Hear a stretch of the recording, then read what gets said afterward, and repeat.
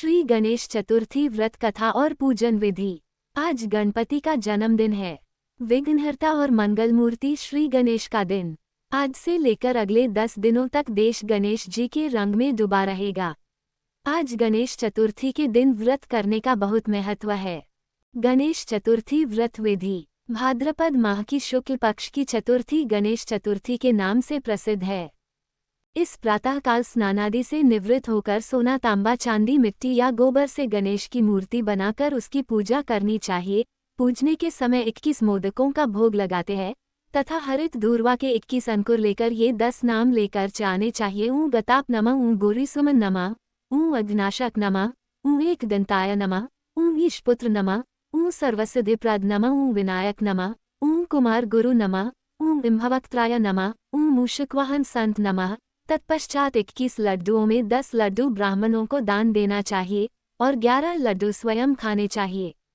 गणेश चतुर्थी व्रत कथा। एक बार महादेव जी पार्वती सहित नर्मदा के तट पर गए। वहां एक सुंदर स्थान पर पार्वती जी ने महादेव जी के साथ चौपड़ खेलने की इच्छा व्यक्त की। तब शिव जी ने कहा, हमारी हार जीत का साक्षी कौन होगा?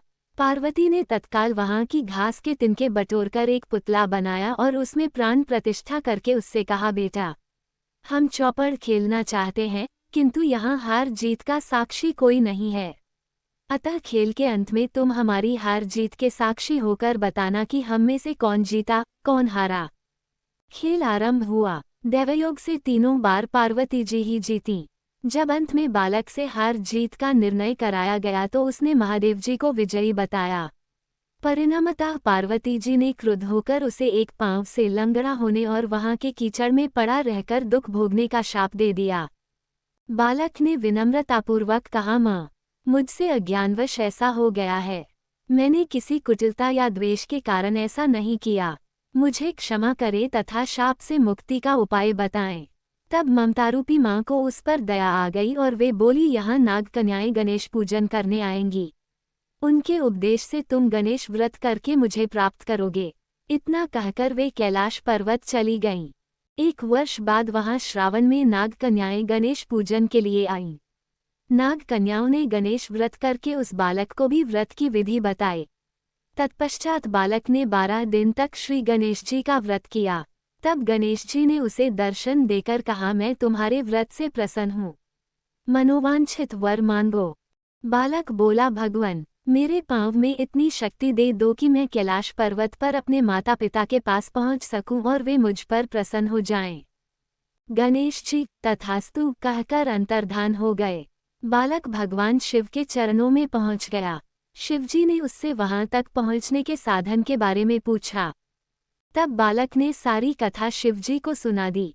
उधर उसी दिन से अप्रसन्न होकर पार्वती शिवजी से भी विमुख हो गई थीं। तदुपरांत भगवान शंकर ने भी बालक की तरह 21 दिन पर्यंत श्री गणेश का व्रत किया, जिसके प्रभाव से पार्वती के मन में स्वयं महादेव जी से मिलने की इच्छा जागृत हुई। वे शीघ्र ही कैलाश पर्वत पर आ पहुंची।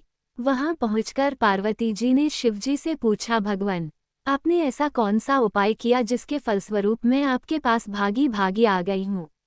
शिवजी ने गणेश व्रत का इतिहास उनसे कह दिया। तब पार्वती जी ने अपने पुत्र कार्तिकेय से मिलने की इच्छा से 21 दिन पर्यंत 21-21 की संख्या में दूर्वा, पुष्प तथा लड्डुओं से गणेश जी का पूजन किया। 21वें दिन कार्तिकेय स्वयं ही पार्वती जी से आ मिले।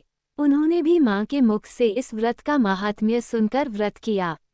कार्तिकेय ने यही व्रत विश्वामित्र जी को बताया। विश्वामित्र जी ने व्रत करके गणेश जी से जन्म से मुक्त होकर ब्रह्म ऋषि होने का वर मांगा।